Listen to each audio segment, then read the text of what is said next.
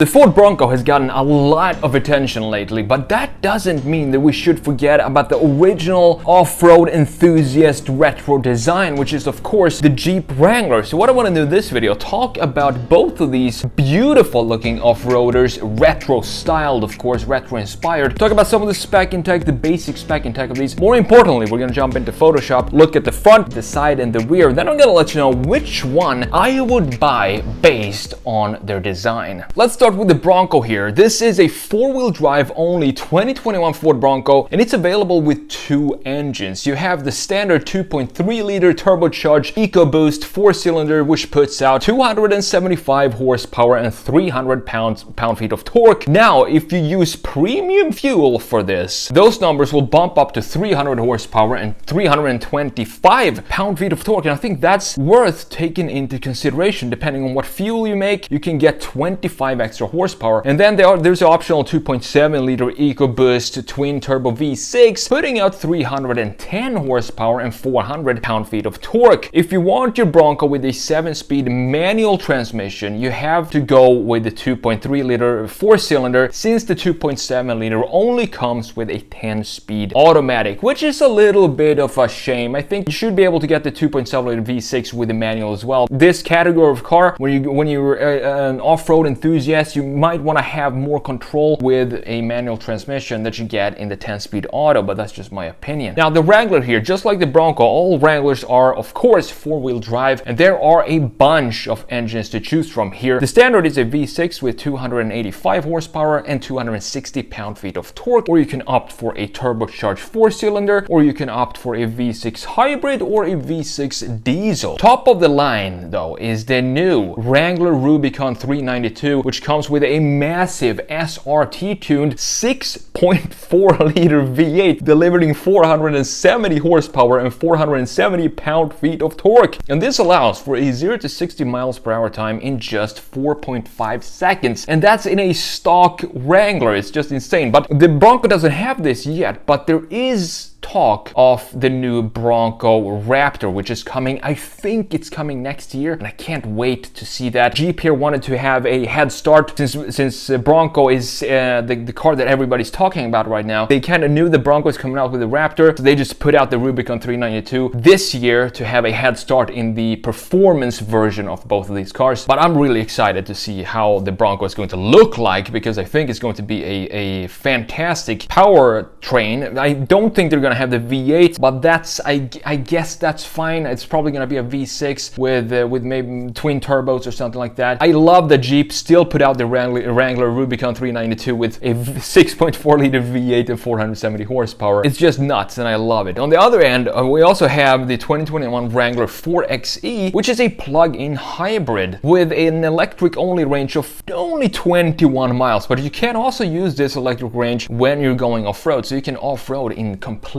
silence, which is pretty weird, and would be interesting to experience that. Both the Bronco and the Wrangler come with soft tops for that open air experience. You can of course get both with optional hard tops. If you're interested in this t-shirt, you can go and get that on thesketchmonkey.com. Now let's jump into the fun stuff here, and let's have a look at the front view of the Bronco. This up here is a new color for 2022. I can't remember the name of it, but this is a 2022 Ford Bronco up here, as you can see. I love this color. I think that a deep green like this should have been in the launch color for 2021 as well. What's a little bit interesting here in the front end of the Bronco is this bar here, because it's kind of blocking the Bronco nameplate there, and you kind of proudly want to show off that you're driving a Bronco. So I think they're going to do something about this this metal bar here, and kind of maybe move it a little bit and make it shorter or higher. I'm not sure, but I would still want to be able to see that it says Bronco in the front end. This has a Sasquatch package, as you can see. These are 35-inch tires, stock of course, and you have a wider track as well with the Sasquatch package. So these fenders are thicker, and you also have a more of an off-road capable Bronco when you choose that package, of course. And as you can see here, we have the hardtop installed on this 2022, which looks pretty cool. I love the styling of this Bronco. I've made several videos on it talking about the Bronco, specifically the first time when it came out. I was so pleasantly surprised with the design of this Bronco. The reason being, I think it's a perfect retro-inspired design. It's all in the details. For example, I love this little dip here that you have in the side, not the shoulder line, but right the window line there. There is a tiny little dip right here. It's a detail I just love. And also this stamped shoulder line that's inverted. It kind of goes in and carves into the body. That line right there, that kind of shoulder line, we don't see it on modern cars. It's a typical 60s, 70s, 80s type of shoulder line that I love that they implemented here on the new Bronco. It really brings back that retro feel. The overall proportions, we're just going to have a look at when we look at the side view, very boxy. It can't be any other way compared to the Bronco Sport, which I'm not really a massive fan on. This is the Bronco that I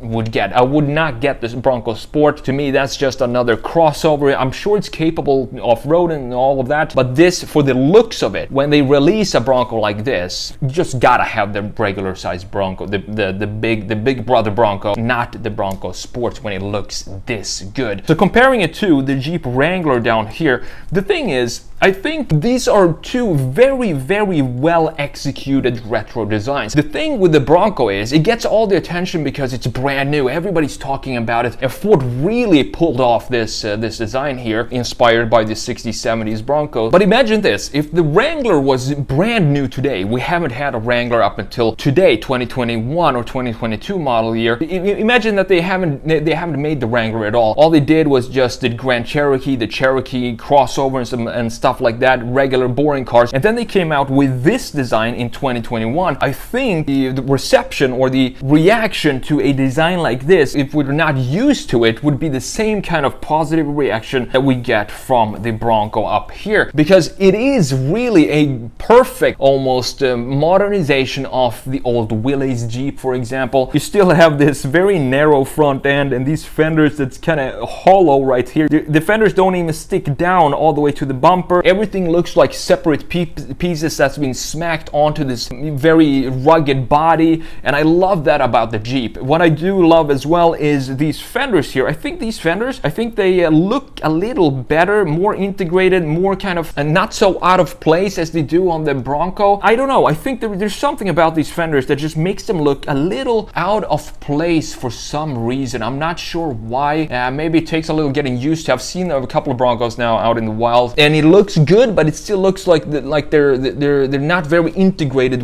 as well as the Wrangler is with these fenders right here. It could have to do with the shape of them as well. We have round shapes here, which I know they had on the 70s Bronco as well, but maybe that clashes a little bit with the overall boxiness of the shape, whereas here we have boxy fenders, and maybe that works better with the boxy shape of the Wrangler down here. Final thing I want to say about the front view is I do prefer the wider look of the Bronco. As you can see here, the front end is very narrow here on the Wrangler because of these fenders sticking so far, taking up so much space of the front fascia. I do like the more beefy look of the Bronco here, and that of course has to do a lot with the Sasquatch package as well. So let's have a look at the rear view here and compare the two. Same 2022, beautiful green up here. Both of these are equipped with the hardtop, as you can see right here, and right here on the Wrangler as well, which is color matched. You can't get color matched hardtops for the Bronco yet. Maybe that will be an option in the future, but keep in mind here also that the tire size are different here, and 35 tires compared to 33s as we have here on the Wrangler. It makes a big difference in beefiness of these two off-roaders. I guess you can get the Wrangler with some aftermarket 35. Wrangler looks great with 35s, by the way. I'm not sure you can get 35s from factory. I haven't looked that up, but it would be cool if Jeep offered that solution, since Bronco is already doing that right here with the Sasquatch package. But both of these, they look very similar, and that's what I love, because back in the day, this is how they built cars. This is what they looked like. Very boxy, and the graphic features look like they're separate pieces that's been slammed onto the body. They're not integrated in the design. They're not flush with the body. They don't sit within the metal. They sit as a separate piece outside, stamped onto the metal body, and I love details like that. And of course, you have the full spare tire on both of these cars, which look good. Both of these cars would look naked without the rear spare tire, and I think think that it just complements the overall design. Last but not least, let's have a look at the side view here before I let you know which one I would buy of these two based on the design here. That's what we're talking about in these videos. You can look at the spec and tech and the off-road capabilities. There are thousands of videos on that right here on YouTube, which you can go and check out if you're interested in that. What I'm talking about on this channel is the design and aesthetics and the feeling I get when I look at these designs here. So let's have a look at the shoulder line. They're very different here. You have a very clean, straight shoulder right here on the Bronco, whereas on the Jeep, it gets a little all over the place. You have this right here, and then you have this going into the doors, which then continues back. It's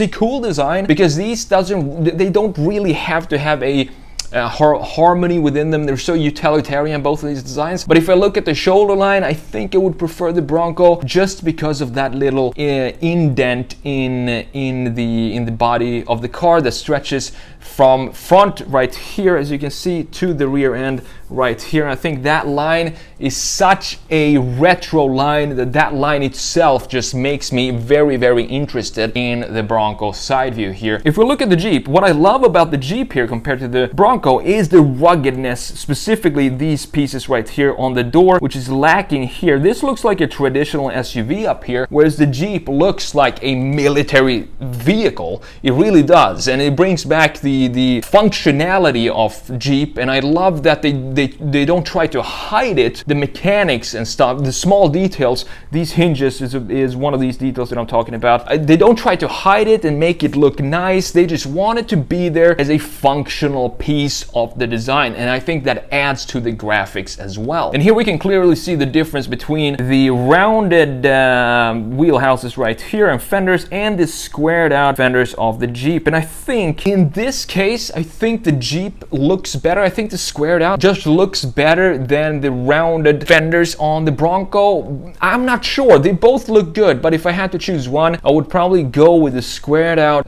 fenders of the Jeep. I think I made a redesign of the Bronco way back, and I squared out the fenders, and it looked pretty cool. But at the same time, it would be, I think it would be too close to the Wrangler if we squared those out. So I'm glad they went with the round fenders, and it also follows the wheels nicely here. So I'm not sure. I think you have to just look at it more, and it's going to make more sense to me to have those rounded. It still looks good. I just think it doesn't look as integrated in the design as the Wrangler. So which one of these would I buy then? Well, that's a difficult question because now we have the 392 Wrangler, which I'm not sure what level, if we can have a trim level for the Bronco that costs as much as the 392. Then we have the Raptor coming, I think, next year for the Bronco, and that is definitely going to be a serious contender to the 392 Wrangler here. But today, if I were to pick between a similarly priced, similar to trim level Bronco or Wrangler, I'm gonna have to go with the Bronco. It's just such a cool design. I loved it from the moment I saw it. It's new, it feels fresh, but at the same time it brings back all the things I love about the original Bronco in the 70s and 80s beefy, bulky design. I think it just looks a little more chunky than the Wrangler, and I kind of like that. It's not none of these are they're not light vehicles, but what I care about is the looks here, and they're both super capable